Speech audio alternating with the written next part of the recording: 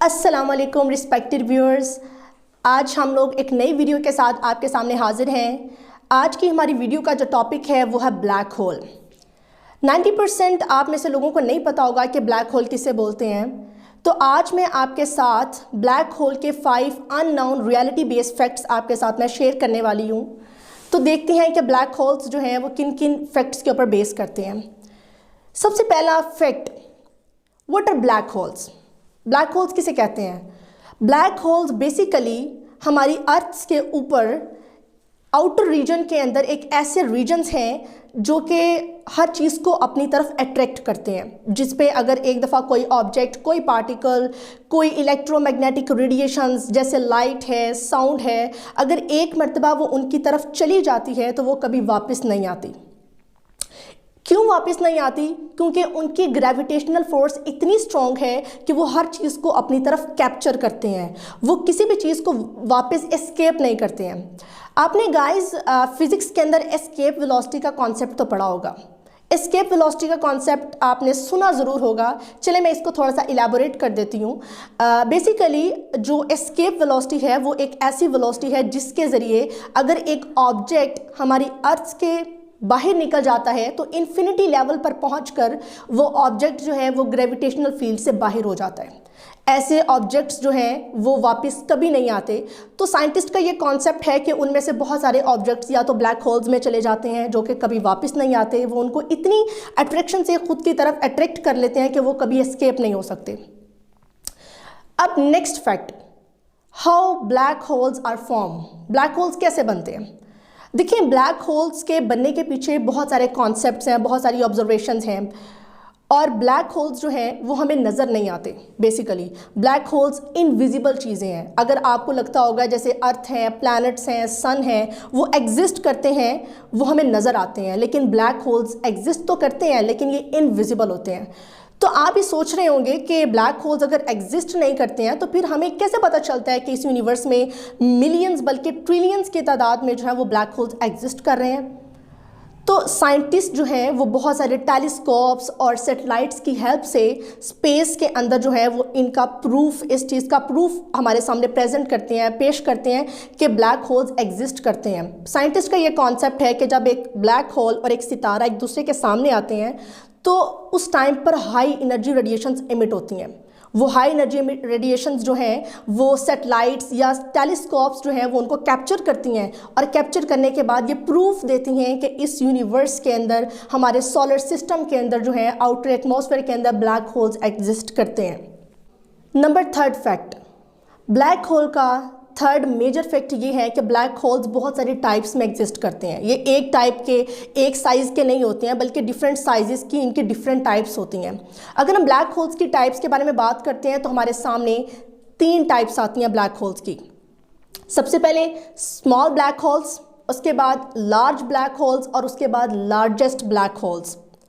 अब मैं आपको इनको फर्दर इलाबोरेट करूंगी कि ये कौन कौन सी कैटेगरीज हैं ब्लैक होल्स की। सबसे पहले हम बात करते हैं स्मॉल ब्लैक होल्स, जिन्हें हम लोग टीनी ब्लैक होल्स भी बोलते हैं।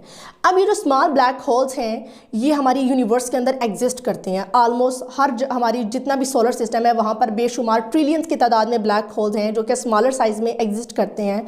अगर हम इनके मैस की बात करें तो इनका मैस जो है वो माउंटेन्स के बराबर होता है, जितना एक पहाड़ होता है। लेकिन अगर हम इनके साइज़ की बात करते हैं तो ये साइज़ एक एटम के बराबर होता है। आपने एटम का नाम सुना होगा केमिस्ट्री में। केमिस्ट्री में जितना भी मैटर है उसकी जो फाउंडेशन है, जो बेस है, वो एक एटम होता है। इतना छोटा पार्टिकल कि स्मॉलेस्ट ब्लैक होल्स इतने साइज में एग्जिस्ट करने के बाद भी एक माउंटेन जितना मैस रखते हैं। उसके बाद हम लोग सेकंड टाइप की बात करते हैं जो है लार्ज ब्लैक होल्स। अब लार्ज ब्लैक होल्स कौन से ब्लैक होल्स हैं? जिन्हें हम लोग स्टीलार ब्लैक होल्स बोलते हैं। ये जो स्टीलार ब्लैक होल्स हैं ये टीनी ब्लैक होल्स की निस्बत बहुत ज़्यादा बड़े होते हैं। अगर हम इनके मैस की बात करें ना तो हमारे सन को अगर 4 गुना बढ़ा दिया जाए, यानी हमारे सन के मैस के 4 टाइम्स ये ज़्यादा होते हैं, इनका मैस इतने बड़े होते हैं स्टीलार ब्लैक होल्स। अब हम लोग टिनी और स्टीलार ब्लैक होल्स के बाद थर्ड कैटेगरी की बात करते हैं जो कि लार्जेस्ट ब्लैक होल्स हैं। अब लार्जेस्ट ब्लैक होल्स को हम लोग सुपर मैसिव ब्लैक होल्स बोलते हैं। उन्हें सुपर मैसिव ब्लैक होल्स क्यों कहते हैं? क्योंकि वो 20 मिलियन सन्स के इक्वल हैं, इतना उनका मैस है और ये मिलियंस ऑफ अर्थ को अपने अंदर कैप्चर करने की एबिलिटी रखते हैं, सुपर मैसिव ब्लैक होल्स। तो चलिए, हमारे जो 3 फैक्ट्स हैं वो कंप्लीट होते हैं। अब हम लोग अपने 4th फैक्ट की तरफ जाते हैं कि ये जो ब्लैक होल्स हैं ये कहाँ एग्जिस्ट करते हैं। तो जब हम लोग इनकी एग्जिस्टेंस को देखते हैं तो ये ब्लैक होल्स गैलेक्सीज में एग्जिस्ट करते हैं। गैलेक्सीज बेसिकली स्टार्स के ग्रुप्स हैं, बहुत बड़े बड़े, जो कि हमारे स्पेस के अंदर है। ट्रिलियंस और मिलियंस की जो तादाद के अंदर ये हमारे स्पेस में पाए जाते हैं। हर गैलेक्सी के अंदर मिलियंस की तादाद के अंदर ब्लैक होल्स पाए जाते हैं। Tiny black holes, stellar black holes, super massive black holes, सारी जितनी भी मैंने आपको कैटेगरीज पहले एलैबोरेट की हैं वो सारी की सारी कैटेगरीज हर गैलेक्सी में पाई जाती हैं। अगर हम लोग अपनी गैलेक्सी की बात करें जिसे हम लोग मिल्की वे बोलते हैं और ये सबसे बड़ी गैलेक्सी है, तो इस गैलेक्सी के अंदर जो है वो सबसे बड़ा सुपर मैसिव जो ब्लैक होल है उसको हम लोग सैजिटेरियस ए ब्लैक होल बोलते हैं। अब सैजिटेरियस ए ब्लैक होल अगर हम इसके साइज़ की बात करें तो ये 4 मिलियन सन्स के इक्वल है इसका साइज़। उसके बाद अगर हम लोग बात करें कि ये जो ब्लैक होल्स हैं ये गैलेक्सीज में कहाँ कहाँ पर एग्जिस्ट करते हैं, तो साइंटिस्ट का ये कॉन्सेप्ट है कि जो सुपर मैसिव ब्लैक होल्स है जिन्हें हम लार्जेस्ट ब्लैक होल्स बोलते हैं वो हर गैलेक्सी में सेंटर में एग्जिस्ट करते हैं, हर गैलेक्सी के सेंटर में। लेकिन जो स्टेलर ब्लैक होल्स हैं, इसके अलावा टीनी ब्लैक होल्स हैं, वो सारे के सारे उसको सराउंड करते हैं, उसके इर्द गिर्द रिवॉल्व करते हैं और अपनी तरफ आने वाले सारे meteoroids, particles, dust particles, even के इलेक्ट्रोमैग्नेटिक रेडिएशंस, एक्स-रेज, हमारे टेलीस्कोप्स और सैटेलाइट्स से जितनी भी रेडिएशंस इमिट होती हैं वो सबको कैप्चर करते हैं अपने अंदर।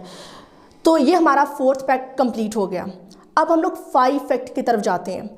5वां फैक्ट जो हम लोग आज डिस्कस करने लगे हैं वो ये है कि बहुत सारे लोगों का ये ख्याल है, अभी रिसेंटली मैंने 2 हफ्ते पहले मैंने एक रिसर्च की जिसके ऊपर मुझे पता चला कि सोशल मीडिया में बहुत सारी ट्रेंडिंग टॉपिक्स जा रहे हैं जिसके अंदर बताया जा रहा है कि in the next few thousand years हमारी अर्थ जो है वो एक ब्लैक होल के अंदर फॉल हो जाएगी, हमारी अर्थ भी उसका शिकार हो जाएगी। उसके अलावा इवन के अर्थ ही नहीं बल्कि सन भी हमारे ब्लैक होल के अंदर चला जाएगा, फिर कभी वापस नहीं आएगा। तो ये बिल्कुल एक साइंस फिक्शंस हैं जो रियलिटी बेस्ड नहीं है। बेसिकली जो हमारे पास प्रूफ मिलता है, जिस चीज़ का हमारे पास एक्सपेरिमेंटल प्रूफ है वो ये हमें दिखाई देता है कि बेसिकली जो ब्लैक होल है, हमारी मिल्की वे में पाया जाने वाला ब्लैक होल हमारी अर्थ से ट्रिलियंस और मिलियंस के डिस्टेंस पर है और हमारी अर्थ जो है उसका अपना एक ऑर्बिट है, वो सन के इर्द गिर्द रिवॉल्व करती है, अपना पूरा एक कंप्लीट करती है। ये उस ब्लैक होल से बिल्कुल अलग है, इसका उससे कोई ताल्लुक नहीं है और ब्लैक होल इसको कभी भी कैप्चर नहीं कर सकता। और वैसे भी हम लोग मुसलमान हैं, एंड बीइंग अ मुस्लिम हम लोग इस चीज़ पर यकीन रखते हैं, हमारी ये बिलीव है कि ब्लैक होल्स कुछ भी हो, ये यूनिवर्स उसी टाइम पर ख़त्म होगी जब एक दिन ये ख़त्म हो जानी है। तो इससे पहले ये नहीं हो सकती। ये सिर्फ साइंस रियलिटी बेस्ड फिक्शंस हैं जो कि बहुत सारे लोगों को नहीं पता था, वो नहीं जानते इस बारे में। और सन जो है वो सन एक बहुत बड़ा स्टार है जो अपनी जगह पर स्टेशनरी है। ब्लैक होल्स बेसिकली जो है उन स्टार्स को कैप्चर करते हैं जिनका साइज़ उनके इक्वल होता है, जिनको अपने अंदर कैप्चर करके उन्हें एनर्जी मिलती है।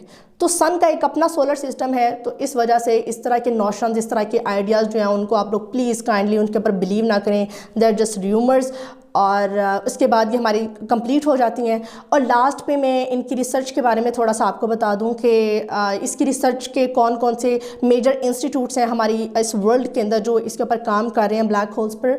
तो नासा का तो नाम आपने सुना होगा। नासा बेसिकली स्पेस का एक बहुत बड़ा इंस्टीट्यूट है जो कि अमेरिका में है और ये आज भी हर साल इसके ऊपर से hundreds projects, hundreds of missions भेजे जाते हैं ब्लैक होल्स को डिस्कवर करने के लिए जो दूसरी गैलेक्सीज में पाए जाते हैं, जैसे टेलीस्कोप्स और इसके अलावा सैटेलाइट्स को यहाँ से एस्केप कर दिया जाता है हमारी अर्थ से और वो वहाँ जाकर उन सारे ब्लैक होल्स को डिस्कवर करते हैं।